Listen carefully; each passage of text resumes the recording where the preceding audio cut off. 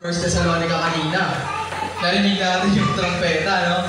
Yun yung bagay na hindi tayo sigurado kung kailan mangyayari. Pero, wise choice na pumunta ang isang mananampalataya sa iglesia. Kasi malay mo, mangyari na pala ngayon. E di, praise God, nandito tayo. Diba? Matagpuan tayo ng Diyos na sumasamba sa Kanya. Amen? Kaya ugaliin natin na sa lahat, Monday to Sunday, busy talaga tayo sa mga gawain makalangit. Kasi hindi natin alam kung kailan babalik si Jesus. At ang isa pa doon, marami na signs and wonders ang nangyayari na sinabi si Jesus, kailan ba siya babalik? Nangyayari ba yun? Meron bang, tayo ba, nagiging aware ba tayo sa mga nangyayari sa paligid? Tayo ba ba'y nag-oobserba, nagmamatsyag? Ito yung nabasa ko sa Bible, nangyayari to. Dapat mas maging mas sipagan ko na, mas maging matatag na ako sa pananampalataya. No? Hindi na ito yung oras ng pagbabackslide, panghihina. At yung mga bagay na walang kinalaman sa pagiging Christian, di ba? Ito na talaga yung panahon na hindi dapat tayo lumingon-lingon pa sa kung saan-saan. Bagkus, karugtong sabi nga po rito, tumakbo tayo sa sinimulan nating pananampalataya at nakapokus ang goal natin kay Jesus Christ. Kaya minsan pa palakpakan natin ang ating Diyos. Kasi narito pa rin tayo sa praise, no?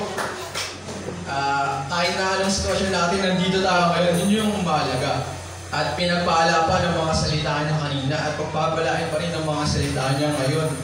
Kaya tayo'y makibukas sa Aklat ng Santiago, chapter 1, verse 23 to 24. At hinahayaan ko po ang tagabasa ng ating Bible. Tumayo po tayong lahat. Buksan natin ang mga Bible natin at sama-sama nating basahin. Sige, Sister Abigail. 23 to 24. Santiago chapter 1, verse 23 to 24.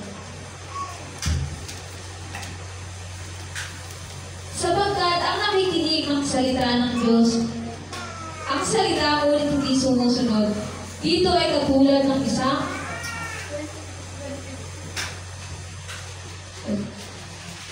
sapagkat ang nakikinig ng salita ngunit hindi sumusunod, dito ay katulad ng isang taong tumitingin sa salamin. At pagkatapos, makita ang sarili ay umaalis at kinakalimutan ang kanyang anyo. Amen.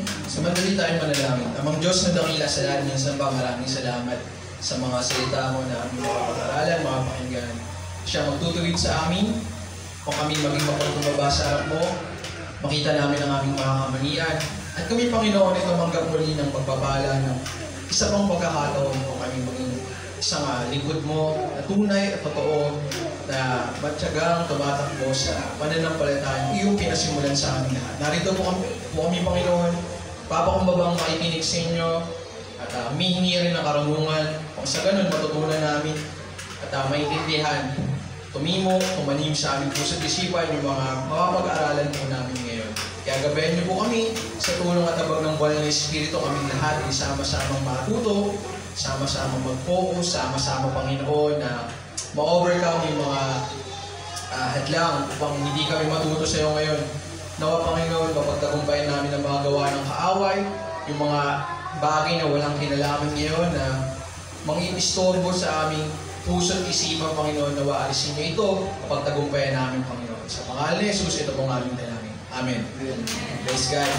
So yan, ang ating title ng pag-aaralan natin ngayon, The Strength and Opportunities of Christian. Next slide na po na. So, ang objective ng pag-aaralan natin ngayon, kagaya ng nabasa natin kanina sa Santiago 1, una, for Christians to remember that He already killed His old self. So, ang nangyayari kasi ngayon, kailangan natin ng assessment sa ating mga sarili. Kailangan natin siya sa atin ang kalagayan natin, ng pananampalataya natin ngayon, sa mundo na kung saan laganap ang kasamaan. At yung kasamaan lumalala pa. At sa mundong ito na kung saan maraming Christians ang inaatake, mayroong mga nagutumba, may mga nagkakamali. Nasaan ba tayo ngayon? Ready ba tayo sa mga paparatingin pa? Ngayon ba ay nasa ano bang matatag ba tayo ngayon? Tayo ba'y on fire? Tayo ba'y nakapokus on the things above? O nakapokus sa mga tao? Tayo ba'y nakapokus sa material o nakapokus sa panlangit? Tayo ba ba'y mahawak sa pangako ng Panginoon? O tayo ba'y nakapokus sa kayamanan ng mundo? Diba? So, kailangan maalala natin, we are Christians already. Tayo ay hinahamon na mula sa kadiliman. At yung dilim na yon, yun yung bagay na ikinahihiya natin na nagawa natin sa ating buhay. So, kailangan ma-assess natin yan ngayon.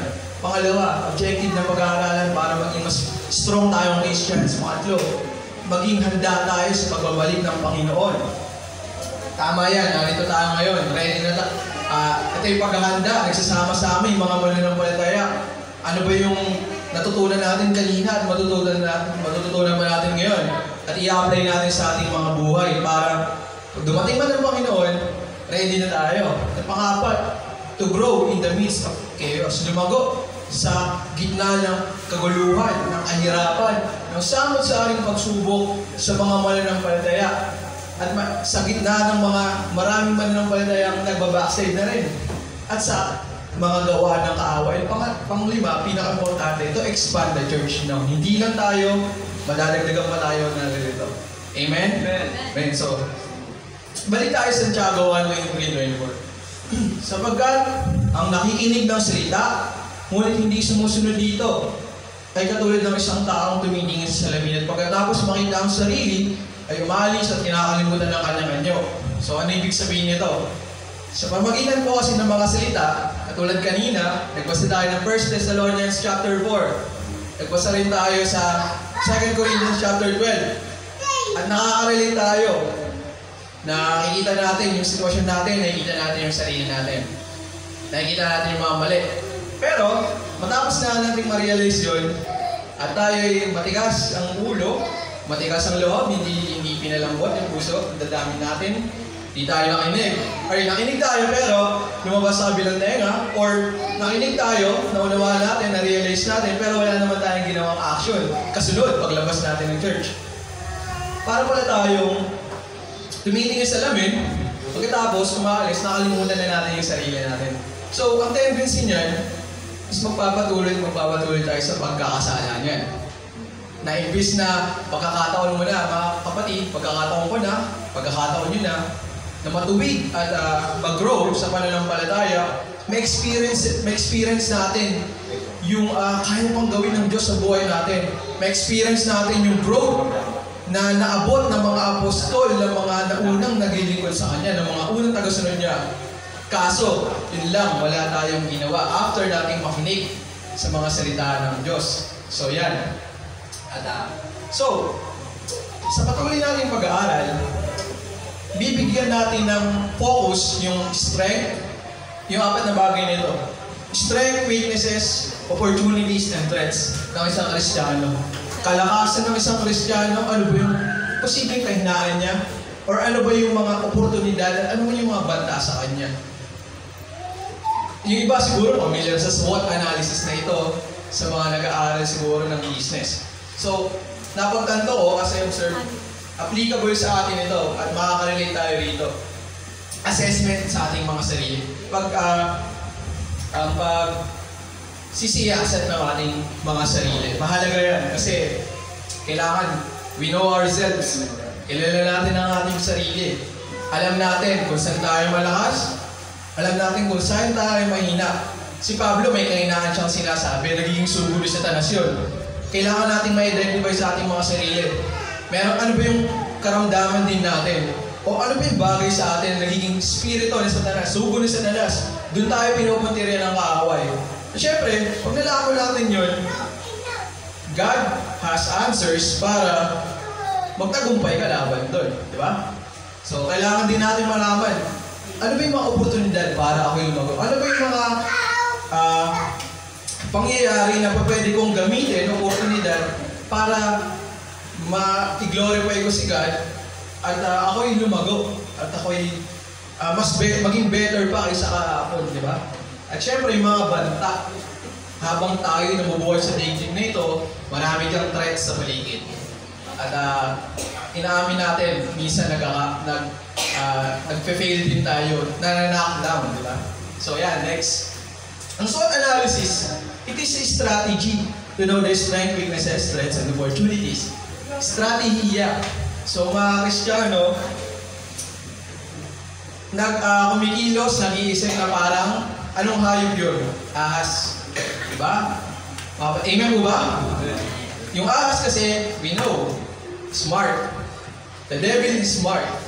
Ilang henerasyon na pinagdaanan ng diablo. Sa tingin ba natin, hindi niya alam yung mga kainahan ng tao? Sa tingin ba natin, ngayon lang sumulpot si Satanas? Diba? Matagal na siya. Matagal na rin siya nag-o-observe. Matagal, alam niya na kung kailan, sa una lang ba nag-aapoy ang isang Kristiyano? Alam niya yung mga kainaan natin. Alam niya kung saan niya tayo nilirahin. So dapat, masigitan natin yung wisdom na yun. At praise God, the Word of God is enough. Ang salita ng Diyos ay sapat na para patalo natin ang gawa ng tao. So, yung Word of God, the Bible, huwag nating kalimutan, basa-basahin ang pag-aralan. So next, unang puntos mga kapatid. Basahin natin sa Exodus 15:2. Narin. Exodus chapter 15 verse 2. Si Yahweh ang aking kapangyarihan at kalakasan. Siya ang sa akin nagdulot ng kaligtasan. Siya ang Diyos ng aking pupurihin. Diyos ng aking Ama, aking dadakulain. Amen. Unang pag-uusapan natin sa SWOT, strength, weakness, opportunities, and threats, yung strength, yung kalakas. Siyempre, hindi naman natin pwedeng sabihin na ang lakas natin ay nagmumula sa ating sarili. Kasi, sisave lang tayo doon. Ang kalakasan natin, siyempre, walang iba kundi ang Diyos. Sabi dito sa Exodus 15:2, si Yahweh ang aking kapangyarihan at kalakasan. Siya ang sa akin nagdulot ng kaligtasan. Siyempre, hindi naman natin niligtas ang ating mga sarili. Siya ay aking Diyos na aking pupurihin. Diyos ng aking Ama, aking dadakilain. So, ang lakas ng isang Kristiyano, palagi dapat ang Panginoon. Amen po ba? Amen po ba? Ang lakas ba natin palagi nagmumula sa Panginoon? Amen. Pero, napapansin natin, may mga gamot, may mga pagkain, nutrients. Napapalakas din yung physical natin, pero ang Diyos napapalakas yung spiritual natin. Amen po ba? At dahil malakas ang spirito natin, naniniwala tayo na kung ano naman yung nangyayari sa spirit, sa hindi makita, ay na-aapektuhan yung mga bagay na nakikita. Kagaya ng sinabi sa Romans, nagmula yung mga bagay na nakikita sa mga hindi nakikita. Kaya dapat malakas ang spirito. At kung malakas ang spirito, lalakas din ang ating pangangatawan. Ano yun natin yan? Kailangan natin i-accept yung fact na yan. Katotohanan yan mga kapatid. Akala ninyo, porke wala na kayong makain, manghihina na kayo. Pero kung makain ninyo yung salita ng Diyos, expect ninyo lalakas ang pangatawan ninyo. Amen po ba? Kaya nga, may mga, sige sabihin nyo, sige nakita natin, may mga sakit nga hindi mapagaling yung doktor, mapagaling ng mga gamot eh. Pero pinag-pray, gumaling, di ba? Yung resurrection, sino naka-invento kayo ng gamot na kayo bumuhay ng patay? Wala. Pero, mga apostles, Jesus Christ, nag-resurrect. Diba? Mga bagay na yun, hindi kayang gawin ng siyensya. Pero kayang gawin ng salita ng Diyos. Kasi the word itself is life, the source of life. So yeah, the source of strength importantly. Pangalawa, the strength of a Christian is Jesus. Basahin natin sa Philippians 4:11-13. Philippians chapter 4 verse 11 to 13. Hindi ko sinasabi ito dahil sa kayo'y pinaghahanapan ko ng tulong. Natutunan ko na ang kasiyahan, maging anuman ang aking kalagayan. Alam ko kung paano magkahos, alam ko rin kung paano nagana. Natutunan ko na ang sikreto kung paano masiyahan sa anumang kalagayan sa buhay. O mabusog ang magutom. Ang nagagana o ang maghirap, at ang lahat ng ito'y magagawa ko dahil sa lakas ng loob sa aking Kristo. Amen. Sino po yung naghihirap ngayon? Pakitaas ang kamay. Naghihirap. Amen na lang. Sige, amen. Naghihirap financially, naghihirap, nag-i-struggle sa kanyang sarili. Maraming kasalanan na hindi pa nabibitawan. maraming kasalanan ang naitatago, maraming kaaway, may suliranin sa pamilya, may suliranin sa pag-aaral, at marami pa. Pero lahat ng yan, si Paul, the Apostle Paul, sinabi niya, natutunan ko na, sabi niya, natutunan ko ang masiyahan, maging anuman ang aking kalagayan. Walang iba, kundi dahil kay Jesus Christ. Amen po ba? Amen. So yan, kaya mapansin natin, maraming umano sa atin, makaalipin sa atin, na inaalipin tayo ng salapi kasi wala tayo nito. Naapi din tayo ng mga taong meron nito. Naapi din tayo ng mga kalagayan natin sa buhay kasi parang pera-pera na talaga ang labanan ngayon eh. Diba? Kasi natin, hindi tayo basta kikilalanin ng isang tao kung wala tayong pera. Ang halaga natin ay nasusukat na sa kung magkano yung pera natin na nasa bulsa. Diba? Tingin nyo, diba? Kahit nga minsan, tayo mismo eh. Iba yung pakikitungo natin sa mayaman, sa mahirap. Sa politiko at sa normal na tao. Diba? Artist naman yan. May isang kilalang YouTuber, dumayo dito, dinumog ng mga tao. Pero yung kapwa nila Pilipino, syempre hindi nila pakikitunguhan ng maayos. Isang politiko ang bumisita dito, naglalabasan ng mga tao, di ba? Iba talaga yung pakikitungo. Pero paano na kaya yan kung merong katulad ng isang The Good Samaritan, di ba? Makakaya natin gawin yun. Macedonia na puso na magbigay, di ba? So, dapat nating ma-assess yung ating mga sarili. Ang pinagmumulan dapat natin ng lakas, walang iba kundi si Jesus Christ. Huwag tayong manghina kung tayo kulang sa salapi, mga kapatid. Kung kulang tayo sa karunungan, kung kulang tayo sa maraming bagay. At kung marami na rin tayong kasalanan ng patuloy na gagawa. Kasi, si Jesus Christ, it's all about Jesus Christ. Hindi ito tungkol sa atin. Hindi ito tungkol sa sasabihin ng iba sa atin.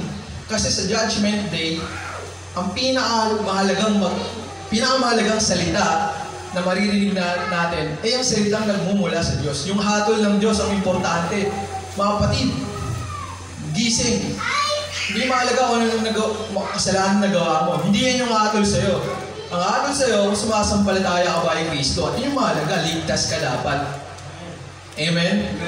Amen? Amen? Diba? Maraming magsasabi, mahirap ka, hindi ka pinagbabala ng Diyos mo. Marami rin magsasabi, nagkasala ka, baka iniwan ka lang ng Diyos mo. Pero ikaw ang makakasagot sa sarili mo. Kilala mo ang Diyos, alam mo mabuti siya, alam mo magmahal siya, alam mo pagpatawad siya. Katunayan nga, Jesus Christ died on the cross for you and for me. Diba? Kung hindi yan totoo, kung hindi rin totoo na buhay ulit si Jesus Christ, wala sana tayo dito, wala tayong mag-aasang pinangawan. Kaso nangyari talaga yun eh. Amen? At ngayon, hindi man natin totally nakita yun mata sa mata. Pero alam natin, the Holy Spirit yung hindi nakikita, may ginagawa sa kalooban natin. Pinapaalam niya, totoo ang kasalanan. Una sa lahat, totoo may kasalanan. Totoo yan, no? Kaya nga marami sa mga nagbabackslide, ang problema nila kasi yung kasalanan hindi maiwan. Kaya kapag nakakarinig na ng mga aral mula sa mga bulaang propeta na kung saan minanipula yung mga tao, ginawang normal ang kasalanan. Kaya meron ngayon, Christian, gay church. Meron ngayong Church of Satan. Meron ding mga church na tinatolerate ang diborsyo, tinatolerate yung third sex, pag-iisang dibdib nila, at marami pang iba. Kaya mga kapatid, gamitin natin ang ating talino na binibigay sa atin ng Panginoon. So, lastly, the strength of a Christian is the Word. Jesus na rin, ang salita ng Diyos. Ako na magbabasa. Ephesians 6:17, sabi dito, isuot ninyo ang helmet ng kaligtasan at gamitin ang tabak ng Espiritu na walang iba kundi ang salita ng Diyos. Ang salita ng Diyos is a weapon para kalabanin yung gawa ng kaaway. Kagaya kanina, may example kanina si Pastor. May dalawang nag-uusap sa tenga mo. May isang diablo, isang anghel. Yung isa nagsasabi sa'yo, gawin mo ang bubuti. Isa nagsasabi sa'yo, gawin mo ang tama. Isa nagsasabi sa'yo, gawin mo ang tama sa mata ng Panginoon. Isa nagsasabi sa'yo, gawin mo ang tama sa paningin mo. Diba? Diyan tayo natatalo. Kasi madalas, the decisions we are making, binabase natin sa kung saan na mag-benefit tayo. Diba? Kasi hindi natin papayagan yung sarili natin na aapakan eh. Parang naapakan yung friend ko, hindi ako papayag nito. Parang ako lugi dito, hindi ako papayag na lugi ako. Kailangan, panalo ako sa lahat ng mga decision ko. Diba? Kaya dapat, sa mga bagay na yan, sa mga paparating sa ating mga sitwasyon, at sa mga kinakaharap natin ngayon, dapat natutunan natin si Jesus Christ, ginamit yung Word of God para labanan yung mga deceptions o panlilinlang sa kanya ni Satanas. Kasi biruin nyo, sa COVID-19, kung nagkataon, nanalin tayo sa itinurong sa atin. Diba? For example, hindi naman mandatory yun, pero maraming nagpaturok. Kasi nga pangangailangan. What if the Great Tribulation comes? At tayo nakakapit pa rin sa material na bagay. May example si Sister Miguel nakaraan, kailangan yung mga weights, yung mga bigat, kailangan iwan mo yan. Focus ka sa Panginoon. Mahirap nawakbo ng may dala-dala. Paano kung hindi natin maiwan yun? Diba? Dumating ang Great Tribulation. Diba? If ever lang naman. For example lang naman. So, ang ibig sabihin lang dito, mga kapatid, kailangan smart tayo. Kasi maraming pakulog si Satanas. Kasi nga, maraming henerasyon na napagdaanan niya. Napagdaanan niya lahat ng fall ng mga naunang ninuno natin. Alam niya ang kainaan ni David, ni Solomon, ni Samson. Napagdaanan ni Satanas lahat yun. At imposible na yung mga weaknesses natin, hindi niya alam. So, dapat maging wise tayo. At yun ang panglaban natin. Diba? Ang Word of God. Kaya maging wise tayo sa lahat. Always pray to the Lord for wisdom. And next, the strength of a Christian is the Holy Spirit. Ano ko pala? Dahil dito, ako'y lumulod sa harapan ng Ama, na mula sa Kanya yung nagkakaroon ng pangalan, ang bawat sambahayan sa langit at sa lupa. Idinadalaan ko sa pamamagitan ng Kanyang Espiritu, ay palakasin niya ang inyong bahay. Ang inyong bahay, buhay espiritual, ayon sa Kanyang kayamanan at kadakilaan. So, ang lakas natin ay mula sa Holy Spirit. Amen po ba? Amen. Hindi natin kasama physically si Jesus na nag-resurrect. Nasa kanan siya ng Ama ngayon. Pero may isinugo siya, the Holy Spirit. And the Holy Spirit is Jesus also. Pangalan ng Holy Spirit ay Jesus. So Jesus is still with us. Hindi natin nakikita ang Holy Spirit. Yung mga tao, hindi nila physically makikita ang Holy Spirit. Even tayo, hindi natin siya makita. Pero nagiging access ng Holy Spirit, yung Word of God. Kapag tinatanggap natin, pansinin ninyo, yung salita ng Diyos. Nakarinig tayo ng salita ng Diyos. At natamaan ka, nasaktan ka. Pero, kaya sa kabila ng yun, meron kang dalawang pagpipilian eh. Maging matigas o maging malambot. Pag mataas o magpapumbaba. Pinili mo yung magpapumbaba. Inamin mong mali ka. Humingi ka ng tawad sa Diyos. Kaya ka nga nagpabautismo. Kaya ka nagpapatuloy. Kasi you admit you are a sinner. Kasi kapag hindi mo inamin ang makasalanan ka, hindi wala kang kasalanan. Ba't mo kailangan si Jesus Christ? Pero, inamin mo, yes, I am wrong. Yes, nagkasala po ako, Panginoon. Patawad po. And yun, the Holy Spirit comes. Diba? At yun, yung mga tao na paumbaba, umamin, in-expose yung sarili niya sa Diyos, inamin niya sa Diyos, nag-confess siya. A-C-T-S, acts. Ginamit niya yung C, confession. Nag-confess siya, Lord, ito ako, inaamin ko, nagkamali ako, inamin ko po Panginoon, maraming decision akong mali sa buhay ko, inamin ko Panginoon sa inyo, na ganito akong tao, matigas ang ulo ko, hindi ako nakinig, may pagkakataon na sana na makaiwas ako sa mga ganitong may hirap na sitwasyon, pero sinunod ko ang sarili ko. Lord, inaamin ko pong mali ako. At ang gagawin ng Holy Spirit, He will enter you. Siyempre, papalain ka ng kapayapaan, kagalakan, and the bunga ng Holy Spirit Siyempre, pinakamalaga, dahil ang tatak ng kaligtasan ay Holy Spirit. We will receive eternal life with Jesus Christ. Palakpakan natin ang Panginoon, matungkol sa mga Panginoon. Tsaka pansinin natin mga kapatid, napakatipid, maligtas, di ba? Ligtas ka na. You will just trust God, trust Jesus. So yun, and the Holy Spirit ang bahala sa ating mag-comfort na kahit na nahihirapan tayo. Sasabihin ng Holy Spirit, mag-focus ka lang kay Jesus. Kasi bali wala lahat ng hirap mo dito. Pagkaharap mo ng eternal life. Pag nasa yung eternal life, lahat ng pinaghirapan mo dito, hindi mo na maiisip yun. Diba? So yun yung magandang ibigay sa atin ng Holy Spirit.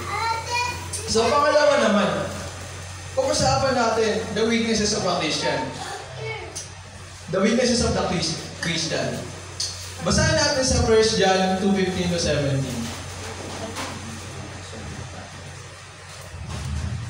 1 John chapter 2, verse 15 to 17. Kung di niyo pag-ibig ang sanlibutan o ang mga bagay na nasa sanlibutan, ang pag-iibig sa sanlibutan ay hindi mag-iibig sa Ama.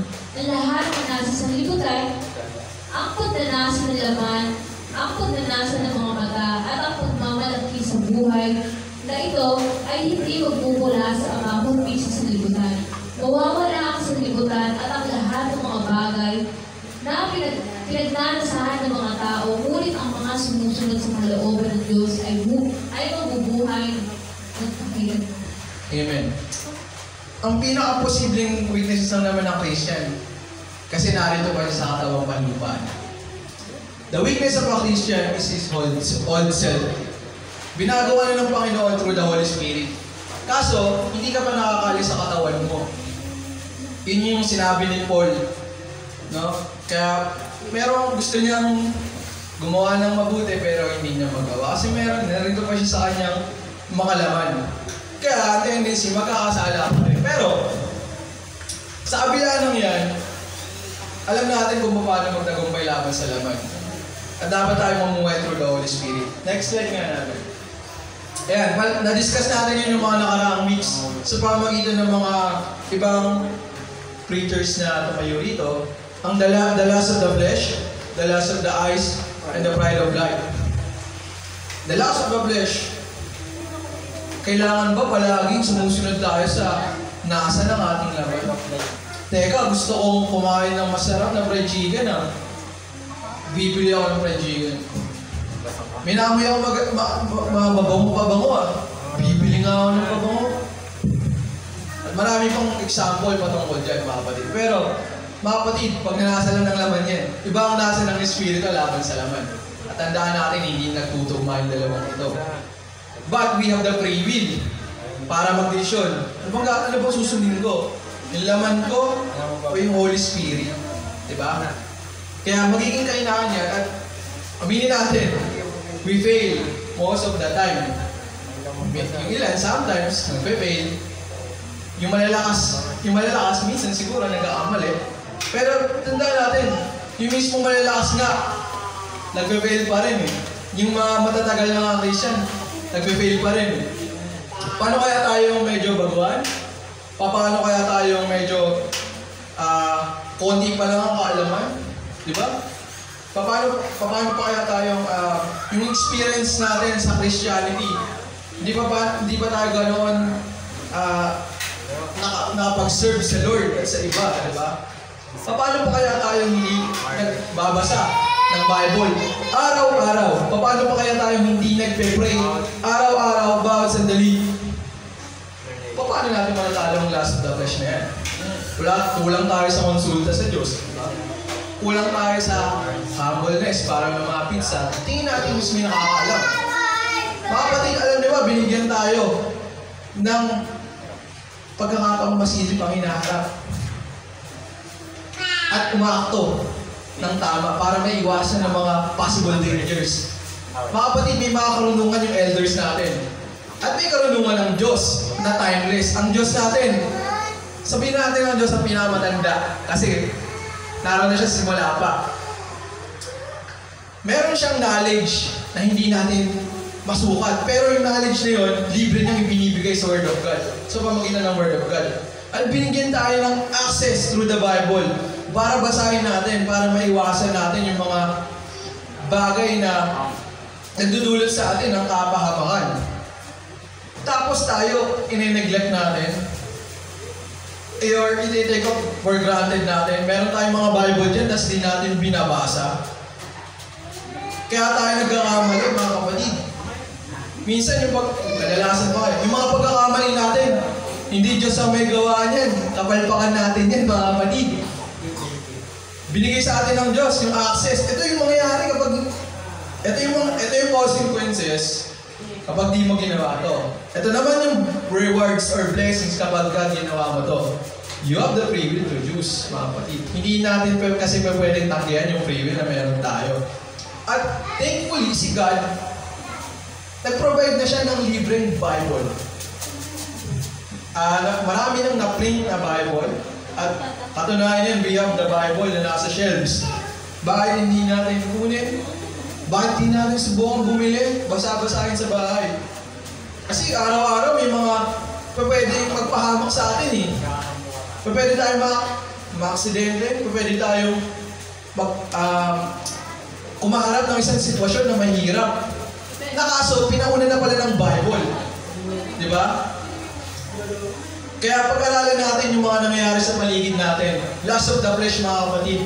Social media. Sino pong nag-social media? Pakita sa kamay.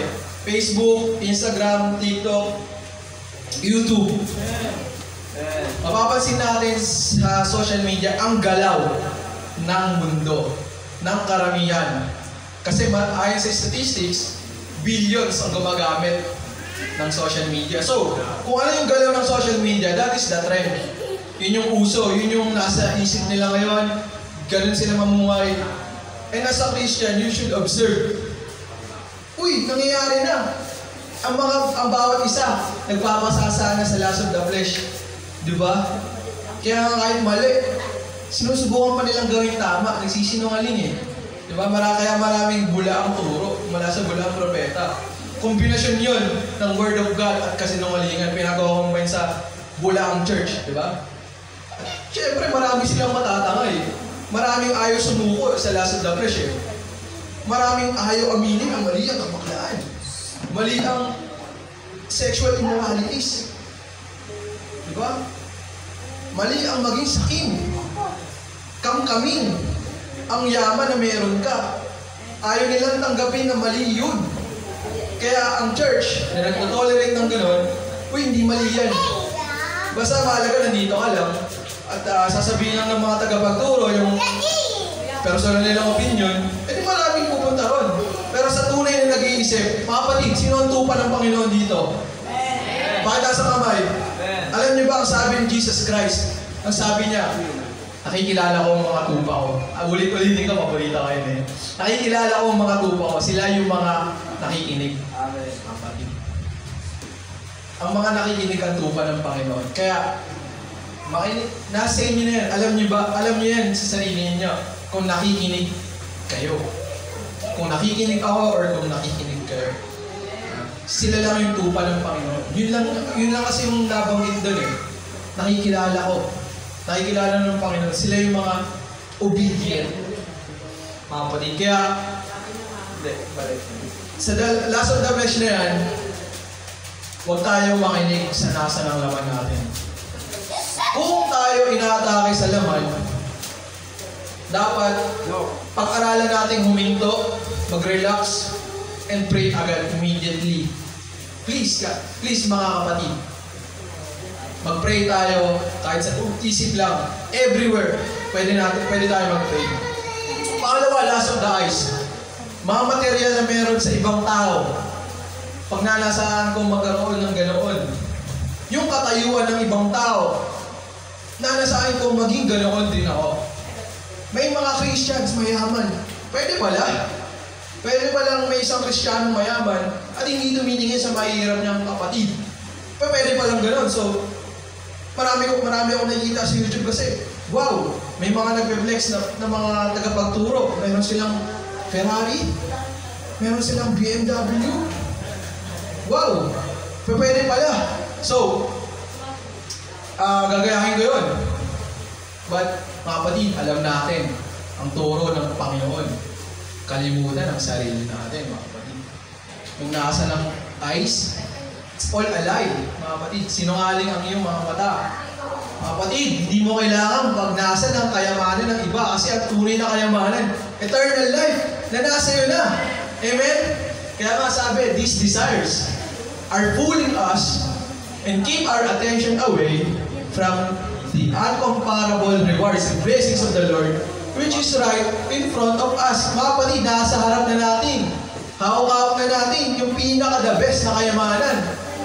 The eternal life. And the life with Jesus Christ forever. Tapos, titingin pa tayo sa iba, di ba? Titingin pa tayo sa kung anong meron si ganito, kung ano yung status nito ng isang ito. Hindi pa natin namamalayan, mga kapatid.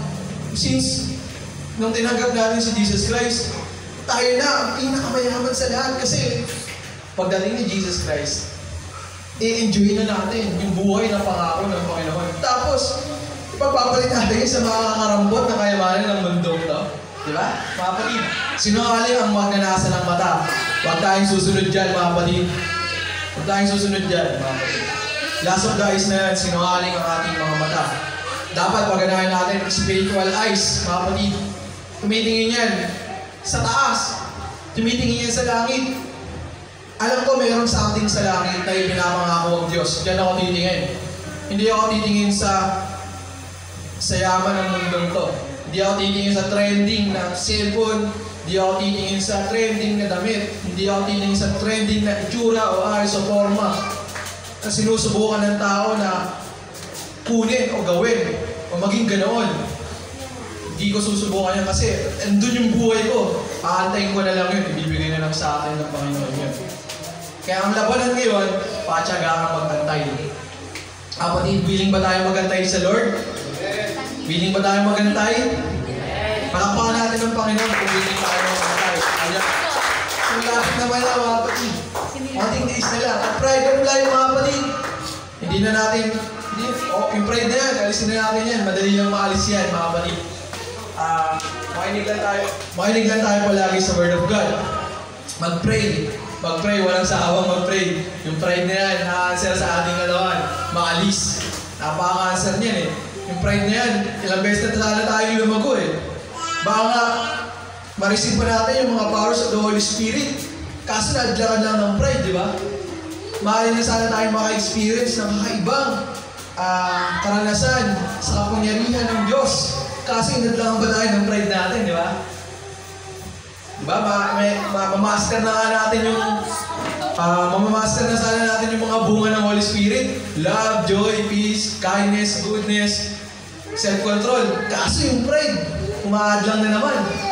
Pero mga kapatid, yung pride na yan, dapat nasa isip natin yan. Ito yung hadlang eh. Ito yung hadlang sa paglago ko bilang isang Kristiyano. Ito yung hadlang para magamit ako ng Panginoon, aalisin ko to. Dapat yung nasa mindset natin. So mga kapatid, pagpatuloy lang tayo. Okay, sa pagpapatuloy, point 3, mga oportunidad ng isang Kristiyano. Ito yung mga bagay na pwede natin gawin opportunity para mag-grow. Sige, next slide. Okay, muna sa lahat, tukso. Temptation.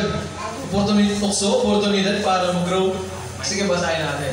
Pinagpala ang tao na nanatiling tapat sa kabila ng mga pagsubok, sapagkat matapos niyang malampasan ang pagsubok, tatanggap siya ng gantimpala ng buhay na ay pinangako ng Panginoon sa mga umilig sa Kanya. James 1:12. Sa English, temptation yun. Pero dito, pagsubok. Pero, the same. Kapag ka napapagtagumpayan yung tukso, sabi, may gantimpala ng buhay. Kasi paano mo masasabing sineseryoso mo na yung isang Kristiyano? Siyempre, merong pagsubok talaga yun na darating sa iyong buhay. Kasi yung pagsubok na yan, hindi naman yan pagsubok sa mga taong unbeliever. Mga kapatid, makinig tayo. Paano masasabi ng isang unbeliever kapag sinusubok siya ng Diyos? Hindi naman siya nagseseryoso sa Diyos. Diba? Paano ko masasabi yung pagsubok to ng kaaway? Kung yung isang unbeliever, hindi nga kilala yung kaaway, Hindi nga niya alam na may kasalanan pala siya. Hindi nga niya alam na may impyerno pala siya. Hindi niya alam na meron palang salvation. Diba? Paano ko masasabi to? Paano ko masasabi yan? Kaya, mga kapatid, sa tunay na mananampalataya, alam niya na may magkakasala siya. Inamin niya yun sa Diyos. Ang problema, hindi katulad ng magnanakaw sa krus, nakasama niya agad sa paradise si God. Tayo narito pa sa earth. At tayo nasa physical pa na may kahinaan. Pwede itong magkasakit, pwede itong magutom, pwede itong makakita ng mga muta sa iba, ng mga troso ng iba. Pwede itong bibig mo, yung dila, makasalanan pa. Diba? Sabi sa Santiago 3, may dila ka pa rin, makapag-judge ka ng ibang tao, makapanira ka ng ibang tao. Meron ka pa rin yan. Pero, mga kapatid, once na nagiging seryoso na ang Christian, hindi na natin tiiling ng negative yan. Kasi, gusto ng Panginoon mag-grow tayo. At kung sineseryoso na natin yung Word of God, talagang matuturing na natin na maraming pagsubok pala na darating. At sa mga pagsubok na yan, oportunidad natin yan para mag-grow. Siyempre, pag nalampasan natin. At kung hindi man natin malampasan, kagaya ng nagawa na rin natin, maraming pagsubok, ang nag-fail tayo, dapat hindi natin nahayaan na knockdown tayo at nakahiga na lang tayo. Dapat tayong bumangon kasi meron namang pagkakataong ibinigay si Lord. Katunayan ng pagkakataon na yun, yung buhay natin ngayon, mga kapatid. Ang tanda na pinatawad ka ng Diyos, ay may pagkakataon ka pa kapag nagbubuhay ka pa. Kasi may magagawa pa. Habang buhay pa tayo, meron pa tayong pag-asa. Kaya huwag tayong manghina. So temptation lang yan. Kailangan natin malagpasan. So pangalawa, challenges. Una, tukso. Pangalawa, yung pagsubok. Mga kapatid, sa James 1, verse 2 to 4, magala kayo kapag kayo dumaranas ng iba't ibang uri ng pagsubok. Ano yun? Ano yung mga iba't ibang uri ng pagsubok? Kahirapan sa buhay. Yung mga unbeliever nating nakakasalamuha. Yung sarili natin. Diba? May mga kasalanan tayong umiiral. Pagsubok yan. Dapat inyong malaman na nagiging matatag ang inyong pananampalataya sa pamagitan ng mga pagsubok.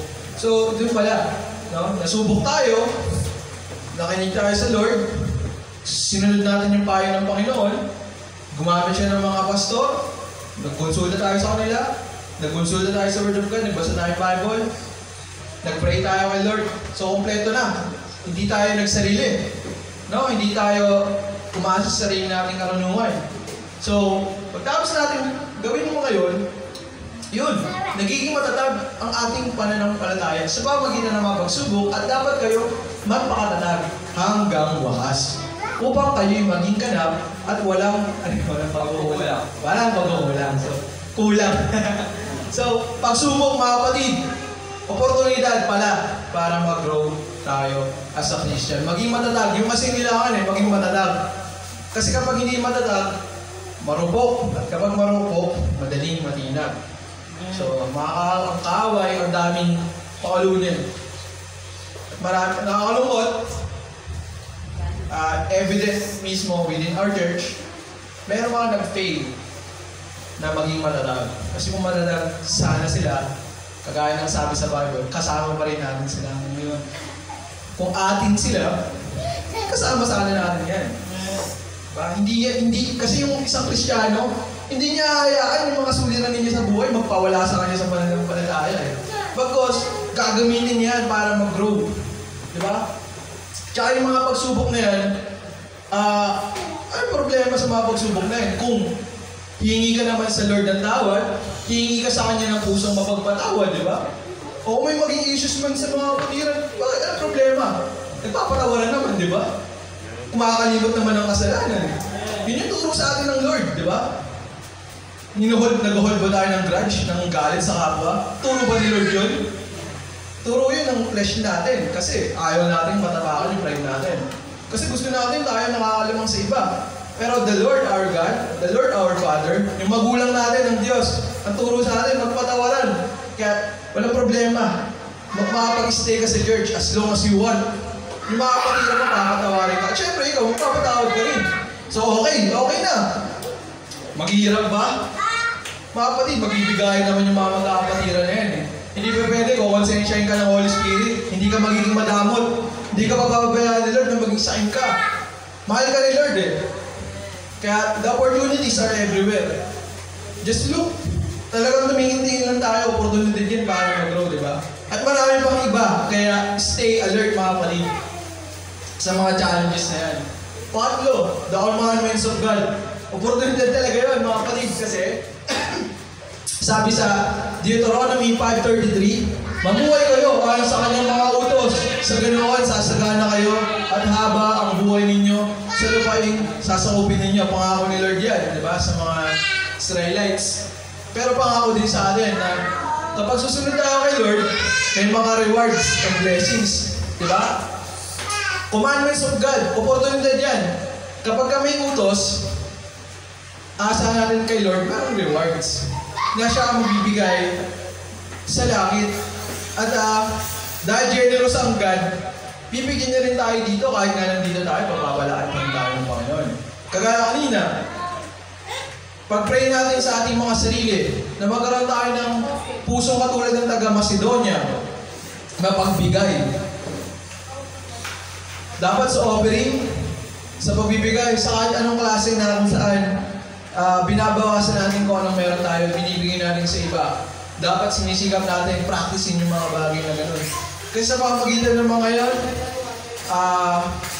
yun yung mga bigat kasi, yun yung mga bigat na makatakbo ka sana ng mabilis sa karera.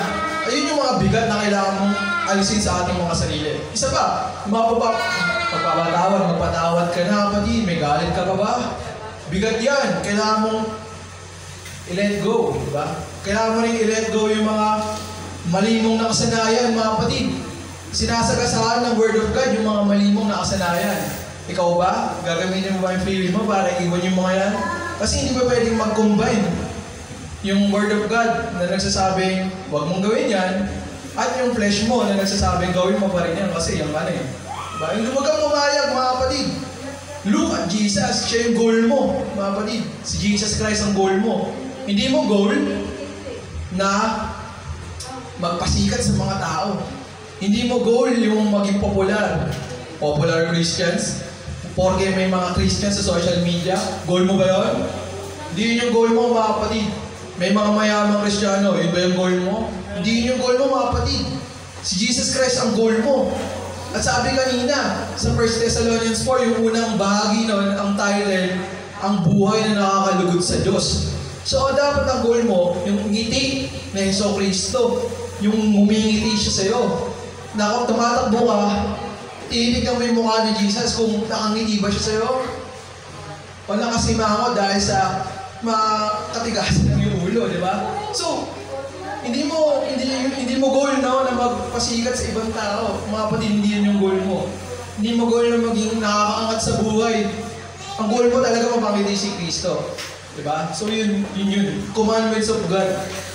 At kapag sumusunod tayo sa Diyos, sumusunod tayo, kagaya ngayon, kung hindi tayo sumunod ngayon, hindi sana tayo natuto. At sa pamamagitan ng mga natutunan natin, lumalago tayo, di ba? Kaysa sa mga tao, walang natutunan. Walang napakinggan kahit sa mga tuldok ng salita ng Panginoon. At kawawa ang mga tao ganoon. So we are blessed today.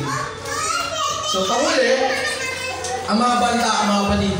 Last na, pagpuusan natin, ano ba yung mga posibleng banta laban sa ating mga Kristiyano? Una, mga panlilina. Matthew 24, verse 24 to 25, sapagkat, Matthew chapter 24, verse 24 to 25.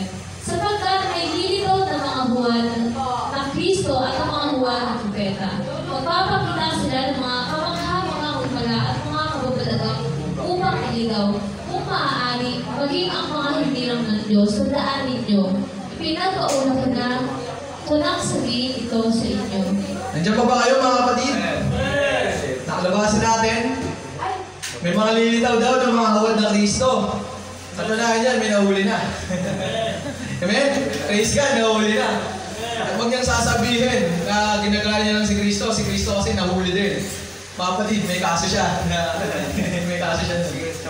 Praise the wala sala siya, meron talaga. Okay, so, egis na siya. Praise God. Nawa, magising na sa katotohanan yung mga followers niya. Diba? At, malipat-lipat. At, mga huwad na propeta. So, marami na rin ng mga false na prophet. Diba? Marami yan. Sa social media, marami rin kasi akong nakikita. So, talagang mayroon talaga. Ang nakakalungkot pa dito, mga kapatid, yung part na magpapakita sila ng mga himala at mga kababalaghan upang iligaw kung maaari maging ang mga hinirang ng Diyos.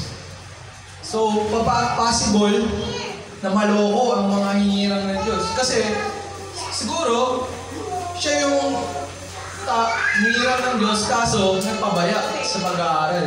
Diba? Siya yung nagpapabaya sa buhay Kristiyano. Diba? Siya siguro yung ganoon. Tandaan ninyo, ayun, ipinagpauli ng sinabi ni Jesus Christ. Si Jesus Christ ang nagsasalita. Yung Panginoon natin, pinalaan na tayo ngayon. Possible na ma-deceive kayo. Ako or ikaw, pwede tayong malinlang or maloko. Pinagpauli ng sinabi ni Jesus Christ. Nang sa ganoon, tayo ngayon na nabubuhay, nang wala pa yung, nag-exist na yung mga yan, at mas malala pa, gagawa pa nga ng mga kababalagan eh. Diba?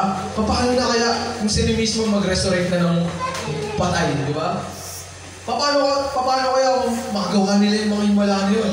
Paano kaya kung mahati nila yung dagat? Di ba? Maluloko kaya tayo nila? Kaya kailangan natin maging wise, mga kapatid. Kasi maraming nais magnakaw, pumatay, at mangwasak sa atin. The enemy comes to kill, steal, and destroy. So huwag tayong mapatay, huwag tayong manakawan, at huwag tayong mawasak.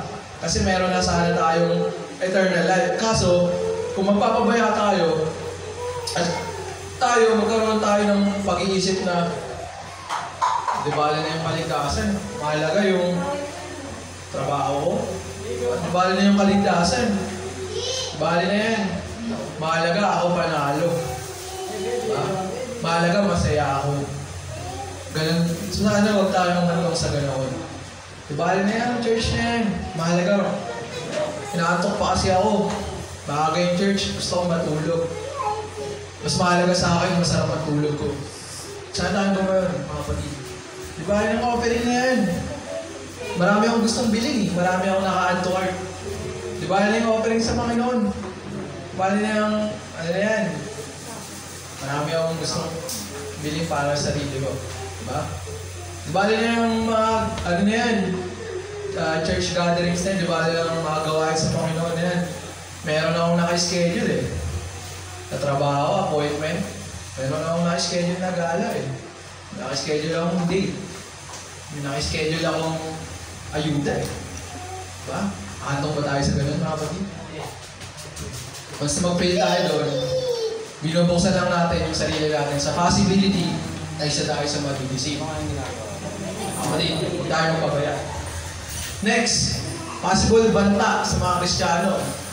Maaaring maging banta yung mga kasalanan ng isa't isa. Galatians 2:17, ngunit kung sa pagsisikap namin mapawalang sala sa pamamagitan ni Kristo ay matagpuan kaming mga kasalanan pa. Nangangahulugan bang si Kristo ay tagapagtaguhin ng kasalanan? Hindi. Mga kapatid, ganito yan. Tayo pinatawad ng Panginoong Hesus. Pero, kung tayo patuloy na magkakasala, ibig sabihin yan, okay lang kay Jesus na magkasala tayo. Kasi may kapatawaran naman. Mga kapatid, hindi okay yun. Ganun, mga kapatid. Oo, alam natin love tayo ni God, love tayo ni Jesus. Pero hindi ibig sabihin nun, yung kasalanan natin, mahal din niya. Tsaka, may mga baguhan na makakita sa atin. At tapos, matagpuan tayo sa kung saan, nasa kalagayan tayo na nagkakasala tayo, di ba? So, pag nakita yun ng Christians, ayun pala yung normal sa isang Kristiyano. Pwede pa lang magpatuloy pa rin siya sa pagkakasala. Okay, gusto ko dito. Ganito pala yung... So, hindi dapat pala ganun, no? Dapat pala repentance pa rin pala. Dapat ang mainstream sa ating mga mananampalataya. Repentance, nagsisisi, no? Mga kapatid. Tayo ba nagsisisi? Pakitaas ang kamay. Mga nag-agree. Dapat tayo magsisi, no? Mga kapatid, para maging example sa iba or makita ng iba paano kumikilos ng Diyos sa buhay natin. Kasi maaaring, yung iba nga, may mga, kagaya ng example ko kanina, may mga ninormalize na or ginawa ng normal yung mga same-sex marriage, diba? Tapos sa church pa yun, hindi tinuturo. Mahal ng Diyos ang lahat ng uri ng kasarian. Lalaki, babae, at nasa pagitan, lahat kayo mahal ng Diyos. At okay lang yan. Gawin niyo yan mga sexual immoralities na yan. Wala namang magbabawal sa Bible yan. Naghahanap sila ng specific na salita na bawal yung mga ganun. Diba nga, sabi sa Galatians 5, at ang iba pang katulad nito. So, hindi nila sineseryoso yun. Pagkas ang nakikita lang nila, naliligayahan sila. Kaya yung pagkakasala na yan, nilinormalize sa mga nagsasabi ko noon na Kristiyano sila, magiging suko ni Satanas yan. Para din siya magtayo ng kingdom niya. Diba? So, mga kapatid, at sa atin rin mga kapatiran, we should learn to focus on the Lord, mga kapatid. Pag nagkakasala yung mga kapatiran natin, ganito ang isipin natin. This next slide. Your fellow Christian is being attacked by the devil. Inatake ng kaaway ang kapatiran mo kaya siya nagkasala. Maaring nanghina siya, pangalawa. Your fellow Christian is becoming weak. Baka nanghihina siya. Pangatlo, oportunidad yun para tignan mo yung sarili mo. Uy, teka, yung isang Kristiyano ko na kapatiran, nagkasala. Teka, titignan ko na yung sarili ko, baka ako na yung next na magkasala. So, kailangan kong magsiyasat, i-assess yung sarili ko. At syempre, focus on the Lord. Nagkasala yung kapatiran ko. Ano bang kayang gawin ni Lord? Diba? So, we should pray agad, immediately. Pangalawa, napatunayan din sa Old Testament, yung pagkakasala ng mga kapatid ni Jacob, pagkakasala ng mga kapatid ni Joseph, yun. Naging way, naging purpose ni God para ma-save ang Israel sa taggutom. So, huwag natin din alisin ng possibility, bakaring bumabagsak ang isang kapatiran, baka may purpose din si Lord. Malay natin, di ba? So, ang pinaka-iiwasan natin is yung magkasala din, di ba? Pag nagkasala yung kapatiran mo, hindi yan ma-resolve ng isang kasalanan pa. Pagkas gawin mo oportunidad yan, itong banta na to, na possible banta sa isang church, di ba?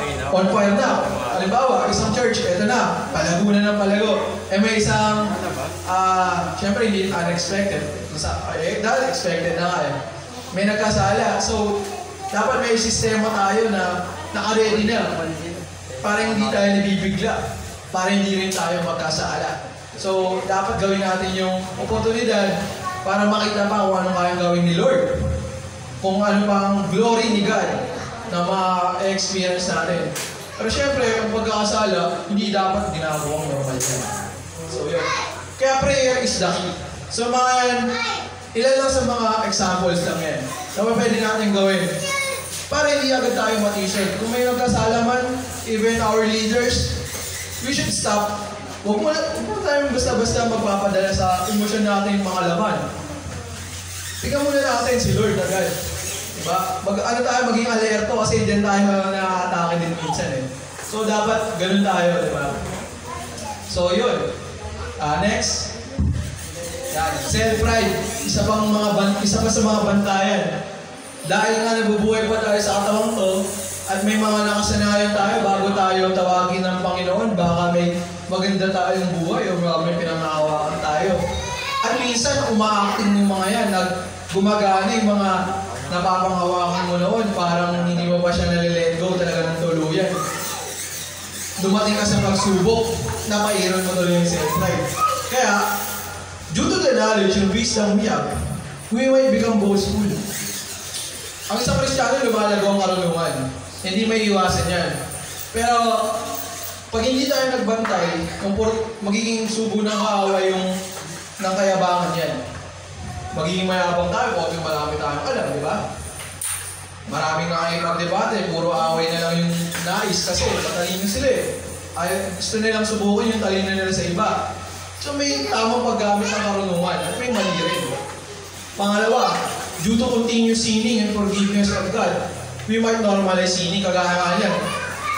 Kapag hindi natin nalilit go yung kasalanan, so hingi tayo ng tawad, pagkakasala, hingi ng tawad, baka ganun manatili din tayo sa ganung cycle na kung saan yung kasalanan na hindi na natin siya mapagpukusang labanan. Parang tawarin naman ako ni Lord bukas, or mamaya, or ngayon. Kaya okay na lang na magkasala. So, self-pride po yun mga kapatid. Hindi paumukay sa sarili yung gano'n. Pangatlo, due to the responsibilities given to us, we might compare ourselves with others. Yung mga porke matagal na tayong Christian, mas marami tayong nagagawa. Baka maging way yun para malitin mo yung iba. You compare yourself. Ito ako, ayan ka. Magsing tagal tayo Christian, or mas matagal ka ba? Ito na yung mga nagawa ko. Ba't yan palang nagagawa mo? So, nag-uumpara. Diba? And yung pag-uumpara na yan, eventually, magkakasi ng division.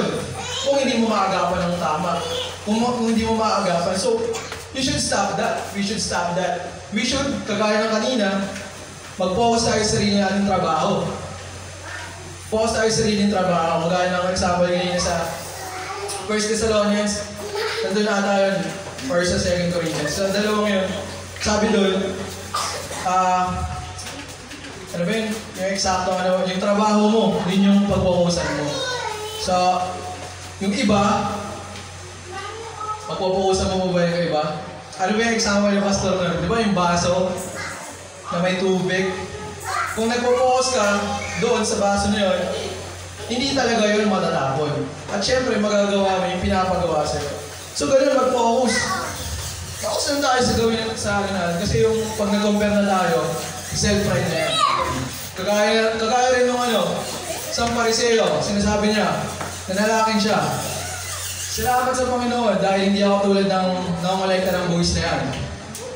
Makasalanan yan, ako hindi. Ganyan lang, pasimplay na lang natin. Tapos yung sabi ng nangangalekta ng buwis, tawarin mo ko Panginoon, dinadagukan yung dibdib niya. So mga kapatid, baka umandong tayo sa gano'n. Iwasan natin yung self-pride yun. Hindi natutuwa ang Lord doon sa gano'n. So, yun, self-pride, bantayan sa ating mga Christian. So we should aware of that. We should be aware of that. And last, next slide mo. Yan, lukewarm. Isa na rin yan. Christian should not live a double life. Dalawang buhay. Isang makasalanan, isang banal. Hindi pwedeng mag-combine yan. Galit na galit si Lord yan, no? Nagsasama yung init at lamig. And malaking ouch sa atin ito kung tayo nabubuhay ng ganito. Pero it's an opportunity na para magbago, para sabihin kay Lord, Lord, ayoko maging lukewarm, ayoko maging maligam-gam na mananampalataya.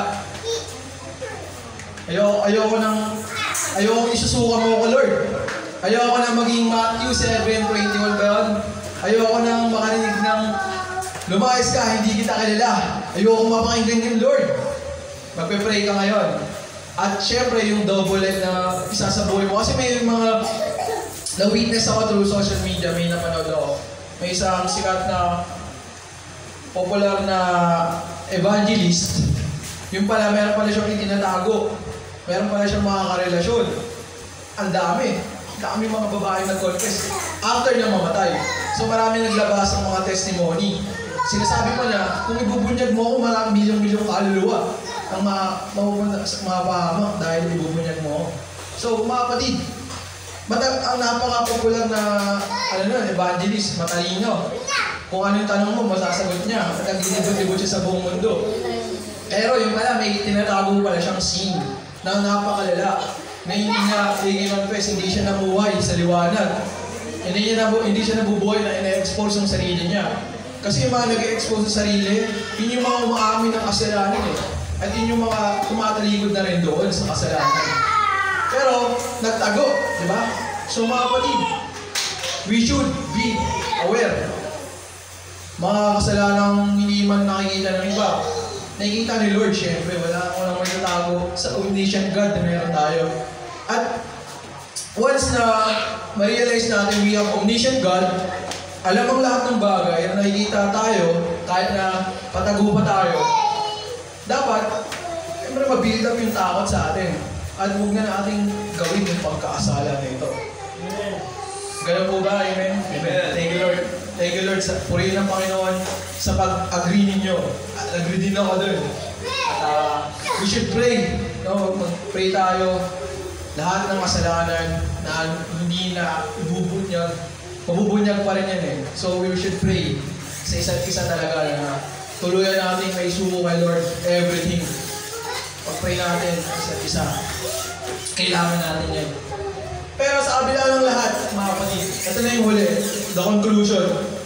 Kahit na may mga guilty tayo sa maraming bagay na napag-usapan kanina, marami tayong weaknesses or threats na hindi napapagtagumpayan. Meron pa rin tayong pag-asa kasi although we might be guilty of Christians' weaknesses and be vulnerable to threats, dapat nating tandaan na humihinga ka pa kapatid.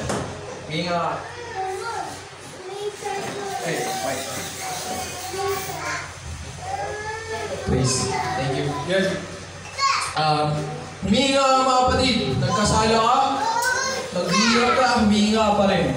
Pangalawa, the opportunity to repent and to live a holy life is still open. Habang buhay ka, yung banal na pamumuhay at pagsisisi is available pa rin sa'yo kasi buhay ka pa. Pangatlo, God is always open to those who seek Him. Kung hanapin mo si Lord sa kabila ng lahat, open siya. Ang lahat ng umahanap, nakakanagpo. Pangapat, God can forgive and can change a person. So kung nagkasala ka, aminin mo kay Lord, 1 John 1:9. At alam mo rin dapat na si Lord kayang baguhin ka. Kaya ipag-pray natin yun mga kapatid. Si Lord lang ang may kayang magbago talaga sa isang tao. Diba? At remember that the promises of God, the rewards that are to be given to those victorious is uncomparable to the wealth and treasures of the world. So lagi natin tandaan mga kapatid, ang pangako ng Diyos, lahat ng pagpapala niya sa inaharap, lahat ng mga rewards niya sa inaharap, ay hindi may kukumpara sa kayaman dito. Talagang napakalaki ng agwat ng matatanggap natin kay Lord balang araw. Kapag bumalik na siya at matiga tayo nag-aantay, at paparangalan niya na tayo sa harapan ng maraming anghel at saksi, you will receive the crown of life, corona ng buhay, eternal life. Meron pang silid doon sa bahay ng Ama ni Jesus Christ na ipinagandaan na niya. Yung mga yun sana mga kapatid, huwag nating kaliligtaan. Pangako yun ng Diyos. At dahil doon, si Jesus na nangako, He is also Yahweh na tumutupad ng kanyang mga pangako at sinabi. Kaya mga kapatid, ganun lang po ang buhay natin. We should pray immediately. Kung na-assess na natin ang ating mga sarili na siyasat natin, nandun na ba ako sa matatag na pagiging Kristiyano? Okay, marami pa akong kailangan matutunan? O marami pa akong kasalanan dapat i-let go? Marami pa akong dapat magsisiyan? Mga kapatid, we should pray. Huwag natin kaya hindi tayo makapagbasa ng Bible araw-araw. Makinig ng Word of God, i-replay natin sa YouTube ni Pastor Ronnie at sa iba pang mga sources. Yung mga learnings na yan. Mga kapatid, mga pagkakataon yan para masilip ang hinaharap, para maiwasan natin ang mga paghihirap, kapamakan sa hinaharap. Magkaroon na tayo agad ng kahandaan sa mga bagay na yun.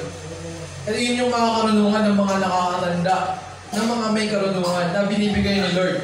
At kailangan kukunin na lang natin, pipitasin na lang natin yung mga kaalaman na yun at i-apply na lang natin sa ating buhay. So, we should pray, we should trust the Lord always. At kung na-assess na natin ang ating mga sarili ngayon, palakpakan natin ang ating Diyos. makilala natin nagkaroon pa tayo ng nakilala pa natin lalo yung sarili natin. At syempre, mas nakikilala natin si Lord. Yun yung mahalaga. At makakagawa na tayo ng mga bagay. Gagawin na natin yung dapat, yung tama. Ngayon, hopefully, ngayon sana. So, manalangin tayo sa Diyos sa Panginoon. Lord, we thank you, Panginoon, sa mga verses na aming nabasa, mga salita mo, Panginoon. Sa mga natutunan namin ngayon, through the Holy Spirit. Lord, I believe na through the Holy Spirit, may sinabi ka sa akin, may sinabi ka sa bawat isa na nakaupo, may sinabi ka sa aming lahat na nakakinig. Meron kang mga revelation sa bawat isa, Panginoon, through the Holy Spirit. At Lord, we thank you, Panginoon, dahil we have the victory. Nagtagumpay kami ngayon. Paayos kami, Panginoon, na natakil namin yung mga dapat na talakayin na ipinapasabi mo sa amin. At inaasahan pa namin, Panginoon, na patuloy mo po kami sasamahan, gagabayan. At patuloy mo kami itutuwid, didisiplinahin, Panginoon, hanggang sa makamtan namin yung kaganapan. At kami, Panginoon, ay ma-finish na yung race na sinimulan mo sa amin, Panginoon, na yung sinet para sa amin. Lord, lahat po ng pagkukulang namin, pag-aasala, Panginoon, we humbly na sinosurrender ito sa iyo, Panginoon. At kami nagnanais, Panginoon, na mawala lahat ng kabigatan sa aming puso at isipan at yung mga kasalanan na aming nagagawa. Lord, may we overcome it, Panginoon, sa inyong tulong, sa inyong Spirit, Panginoon, na palaging nagbibigay sa amin ng lakas, ng kapayapaan, ng kagalahan, Panginoon, ng karunungan, Panginoon. We praise you, God, sa oras na ito at tanging sa iyo lang namin ibinibigay lahat ng papuri, parangal at pagsamba sa ngalan ni Jesu Cristo na aming tagapagligtas. Amen. Thank you, Lord.